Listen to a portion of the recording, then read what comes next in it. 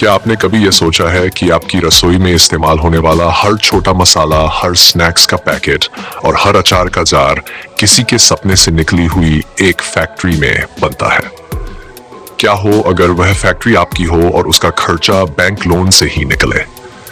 आज मैं आपको बताने जा रहा हूं ऐसे 3 मशीन बिजनेस के बारे में जिनकी मांग रोजाना होती है, जिनका बाजार कभी ठंडा नहीं पड़ता और जिनसे आप कुछ ही महीनों में अपना ब्रांड बना सकते हैं। ये स्पीच आप अंत तक देखिए, क्योंकि अंत में आपको पता चलेगा कि किस तरह ये तीनों बिजनेस मिलकर आपके शहर में एक छोटा सा औद्योगिक साम्राज्य बना सकते हैं। आप बताइए, अगर आपको बैंक लोन मिल जाए तो आप इन 3 में से किस बिजनेस को चुनेंगे? कमेंट में लिखिए ताकि हमें भी आपकी सोच का अंदाजा लगे। हमने पिछले वीडियो में 2 बिजनेस, पापड़ और सॉस केचप फैक्ट्री के बारे में चर्चा की थी। आज हम बाकी 3 मशीन बिजनेस पर बात करने जा रहे हैं। ये तीनों ऐसे बिजनेस है जो आपके क्षेत्रीय स्वाद और ग्राहकों के भरोसे पर चलते हैं। सबसे पहले बात करते हैं पैकेट मसाले फैक्ट्री। मसाले हमारे खाने का स्वाद और पहचान दोनों बढ़ाते हैं। भारत में हर घर में मसालों का इस्तेमाल होता है। हल्दी, मिर्च, धनिया, जीरा, गरम मसाला, चाट मसाला, ये सब दिन रात रसोई में चलते रहते हैं। यही कारण है कि मसाले उद्योग हमेशा बढ़ते रहते हैं। आप पैकेज मसाले फैक्ट्री को बैंक लोन से आसानी से शुरू कर सकते हैं। इसके लिए आपको एक साफ सुथरी जगह चाहिए जहां मसाले पीसने और पैक करने की मशीनें लगाई जा सके। आजकल ऑटोमेटिक मसाला ग्राइंडर और पैकेजिंग मशीन उपलब्ध है जो कम समय में ज्यादा प्रोडक्शन करती है। आप क्या सोचते हैं, मसालों का कौन सा फ्लेवर या मिक्स आपके इलाके में सबसे ज्यादा बिक सकता है? कमेंट में बताएं। लागत की बात करें तो शुरुआती स्तर पर मसाले पीसने की मशीन लगभग 1 लाख से 1.5 लाख तक आती है। पैकेजिंग मशीन भी इसी दायरे में हो सकती है। बैंक लोन से आप इन दोनों मशीनों को ले सकते हैं। कच्चा माल यानी साबुत मसाले लोकल मंडी या किसानों से खरीदे जा सकते हैं। मान लीजिए आप हर दिन 500 किलो मसाले पीसते और पैक करते हैं। इससे थोक में बेचने पे आपको प्रति किलो अच्छा मार्जिन मिल सकता है। धीरे धीरे आपका ब्रांड बाजार में पहचान बनाने लगता है। यहाँ सबसे महत्वपूर्ण है और आकर्षक पैकेजिंग, साफ सुथरा लेबल और सही वजन ग्राहकों को भरोसा दिलाता है। क्या आप अपने ब्रांड का नाम क्या रखना चाहेंगे? कमेंट में सुझाव दीजिए। अब आते हैं दूसरे बिजनेस पर, पैकेज स्नैक्स और नमकीन उत्पादन फैक्ट्री। सोचिए, दिन भर की थकान के बाद लोग चाय के साथ क्या चाहते हैं?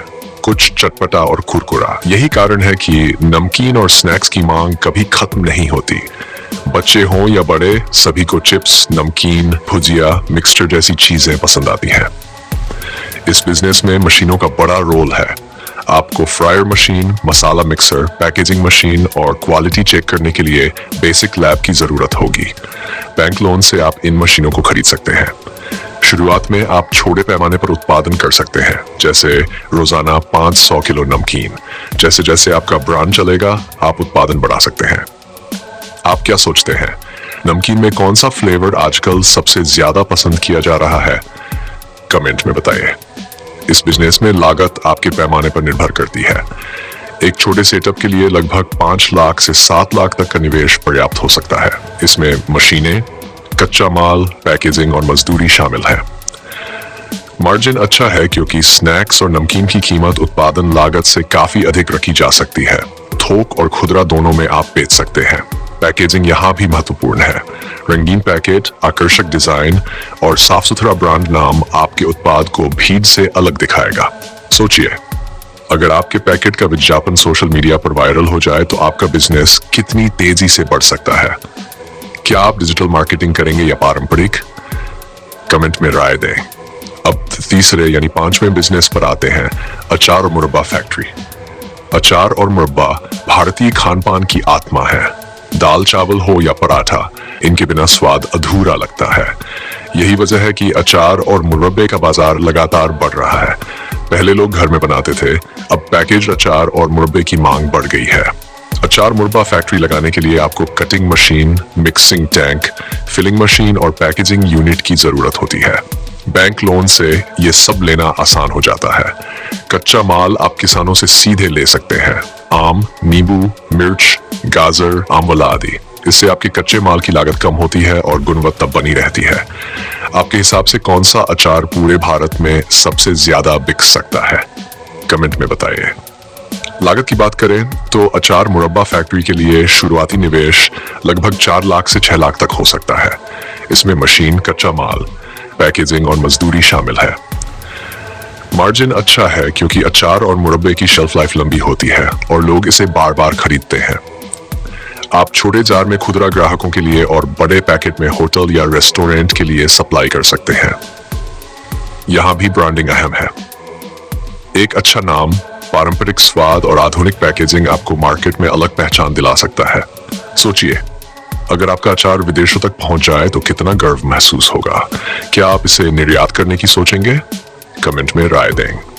इन तीनों बिजनेस, मसाले, स्नैक्स और अचार मुरब्बा में एक खासियत समान है। ये सभी खाने से जुड़े उत्पाद हैं, इनकी मांग रोजाना है और ग्राहकों का भावनात्मक जुड़ाव है। सही मशीन, सही मार्केटिंग और क्वालिटी के साथ आप इन बिजनेस में बहुत आगे जा सकते हैं। बैंक लोन यहाँ आपका साथी बन सकता है। आप चाहे 1 लाख का लोन लें या 10 लाख का, सही योजना बनाकर उसका उपयोग करें। सरकार की कई योजनाएं छोटे उद्योगों को प्रोत्साहन देने के लिए बनी है। ब्याज दर कम है और लोन चुकाने के लिए भी पर्याप्त समय मिलता है। क्या आपने कभी किसी को बैंक लोन लेकर इस तरह के बिजनेस शुरू करते देखा है? उनका अनुभव कैसा रहा? कमेंट में शेयर करें। इन बिजनेस की सबसे बड़ी खूबी यह है कि आप इन्हें अपने इलाके के स्वाद और संस्कृति के हिसाब से डाल सकते हैं। जैसे मसालों में लोकल फ्लेवर, स्नैक्स में स्थानीय नाम और अचार में पारंपरिक रेसिपी। इससे आपका ब्रांड ग्राहकों के दिल में जगह बनाता है। आप चाहे तो इन तीनों बिजनेस को जोड़कर एक ही जगह पर छोटा सा फूड प्रोसेसिंग हब बना सकते हैं। इससे कच्चा माल, पैकेजिंग और मार्केटिंग का खर्च कम हो जाता है। सोचिए, अगर आपके पास ऐसा हब हो जिसमें मसाले, स्नैक्स और अचार एक साथ बने तो आपका टर्नओवर कितना बढ़ सकता है। क्या आप ऐसा करेंगे? कमेंट में बताएं। आपने देखा कैसे बैंक लोन से 3 शानदार बिजनेस शुरू किए जा सकते हैं। पैकेज्ड मसाले फैक्ट्री, पैकेज्ड स्नैक्स और नमकीन उत्पादन फैक्ट्री और अचार मुरब्बा फैक्ट्री। ये तीनों ही बिजनेस कम लागत में बड़े मुनाफे का मौका देते हैं। अब आपके सामने रास्ता साफ है। आपको बस तय करना है कि कौन सा बिजनेस आपके लिए सही है। याद रखिए, शुरुआत छोटी हो सकती है लेकिन सोच बड़ी होनी चाहिए। आप बताइए, आज के इस वीडियो में बताए गए 3 बिजनेस में से कौन सा बिजनेस आप अपने शहर में शुरू करना चाहेंगे? कमेंट में जरूर लिखिए।